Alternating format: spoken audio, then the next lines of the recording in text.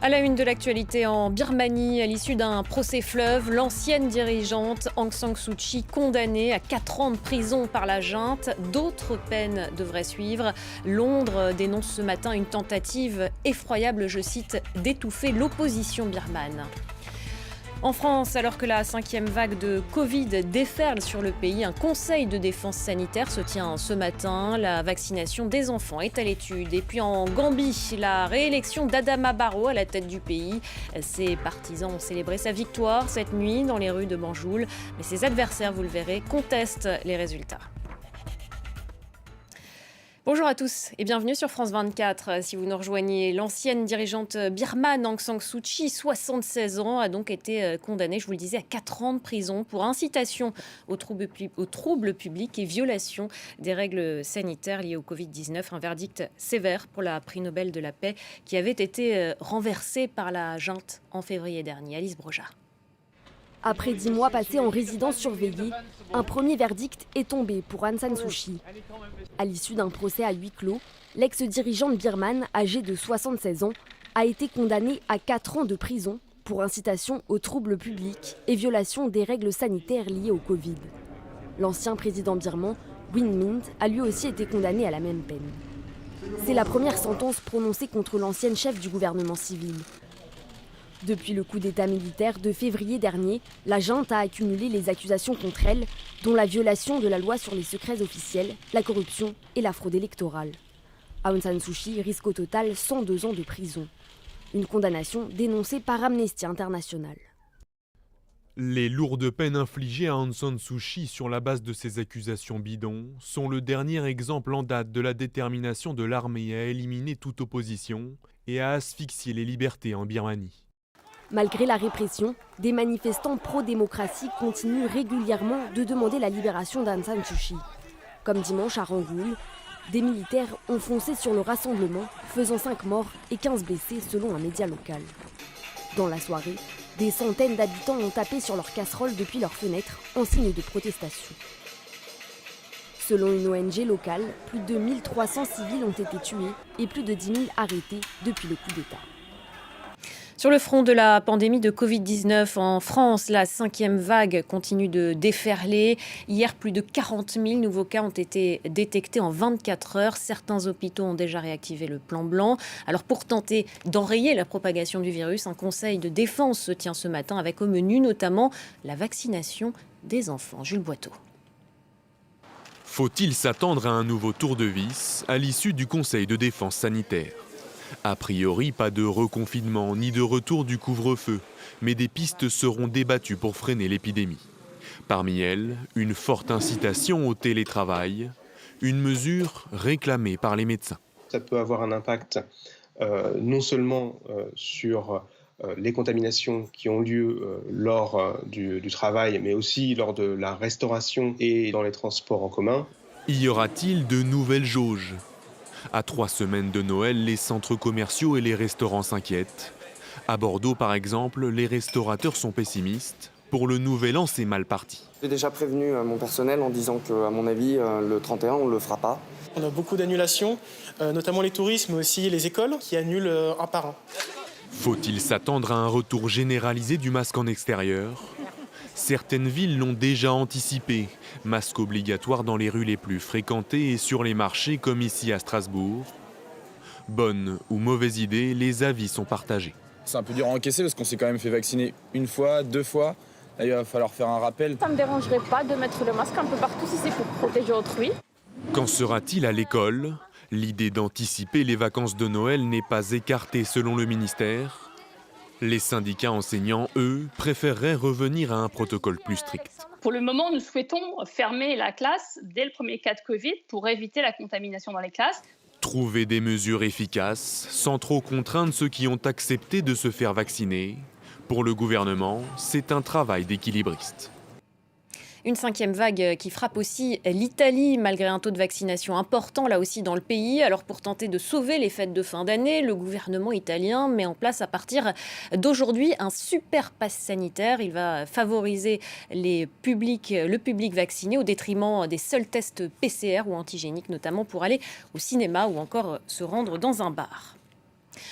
En France, week-end politique chargé. L'ancien polémiste et candidat d'extrême droite Éric Zemmour a donné son premier meeting de campagne hier dimanche à Villepinte en Seine-Saint-Denis. Un meeting avec quelques 15 000 personnes, émaillé d'incidents et de violences. Plusieurs militants d'SOS Racisme ont notamment été agressés par des participants. Éric Zemmour lui-même a été blessé au poignet par un homme alors qu'il s'avançait vers la tribune. Et puis en parallèle, sous la Grande Arche de la Défense, devant plus de 4 000 personnes, le candidat de la France insoumise, Jean-Luc Mélenchon, a lui appelé à se mobiliser contre les droites. Dans l'actualité africaine à présent, des combats meurtriers à l'ouest du Niger. Au moins 12 militaires nigériens et des dizaines de terroristes ont été tués ce week-end lors d'intenses combats selon les autorités. Cette zone instable dite des 3 frontières, à la frontière avec le Mali et le Burkina Faso, fait régulièrement face à des attaques attribuées à des groupes terroristes affiliés à Al-Qaïda ou encore l'organisation État islamique. Et puis je vous le disais en titre, en Gambie, un deuxième mandat pour Adama Barrow. Le président sortant a été déclaré très largement vainqueur de la présidentielle avec plus de 53% des voix. Ses partisans ont célébré sa victoire une bonne partie de la nuit dans les rues de Banjul. Cécile Galuccio. Ils exultent dans les rues de Banjul. Ces Gambiens fêtent la victoire de leur candidat, le président sortant. Lui qui avait promis de ne pas s'attacher au pouvoir comme les anciens chefs d'État, vient d'être réélu pour 5 ans. Et cette fois, ce n'est pas un concours de circonstances. Né dans l'ouest de la Gambie, Adama Barrow étudie dans une école islamique de la capitale. En 1996, 2 ans après la prise de pouvoir de Yahya Jammeh, il adhère à l'UDP, le Parti démocratique unifié. 11 ans plus tard, l'homme d'affaires en est le trésorier. Membre de l'opposition assidu mais discret, il reste dans l'ombre du leader, Ousseynou Darbo. Mais en 2016, le secrétaire général du parti est arrêté. Il faut trouver un plan B pour la présidentielle. Adama Barrow, l'inconnu, passe alors de l'ombre à la lumière. Il fait tomber Yahya Jammeh et met fin à 22 ans de dictature. C'est une nouvelle Gambie, une nouvelle attitude, changer et développer notre pays. Le nouveau président met donc en place plusieurs promesses de campagne. Il stoppe le processus lancé par l'ancien président pour que la Gambie quitte la CPI. Il réintègre le Commonwealth, retire l'étiquette d'État islamique au pays et affirme souhaiter de nouvelles élections dans 3 ans. Sur ce point, il ne tient pas parole.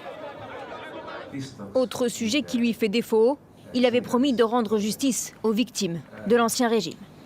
Nous n'allons pas enquêter uniquement sur Yahya Jammeh, mais nous allons enquêter sur tout ce qui s'est passé au cours des 22 dernières années.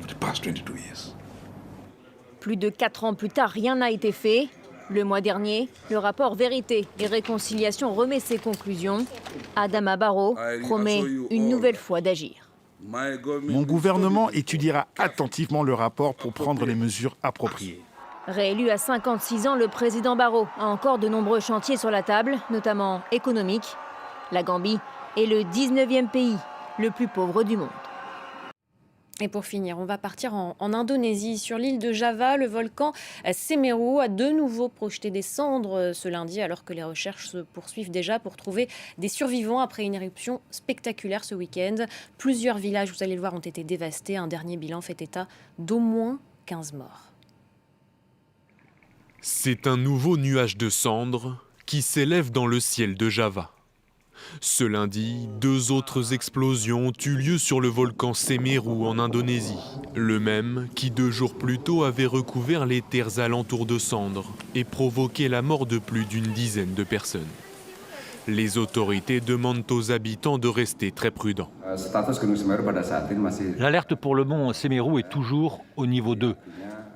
À ce niveau-là, les gens doivent être plus vigilants car la menace potentielle est toujours très présente. Dans la région, à l'est de l'île, le sol était encore chaud dimanche. Des dizaines d'habitations et de véhicules ont été ensevelis, ce bétail sauvé de justesse. Plus de 1300 personnes ont dû être évacuées et relogées dans des abris temporaires, mais certains n'ont pas eu le temps de s'enfuir. Les secours ont évacué 10 personnes qui étaient coincées dans une mine de sable.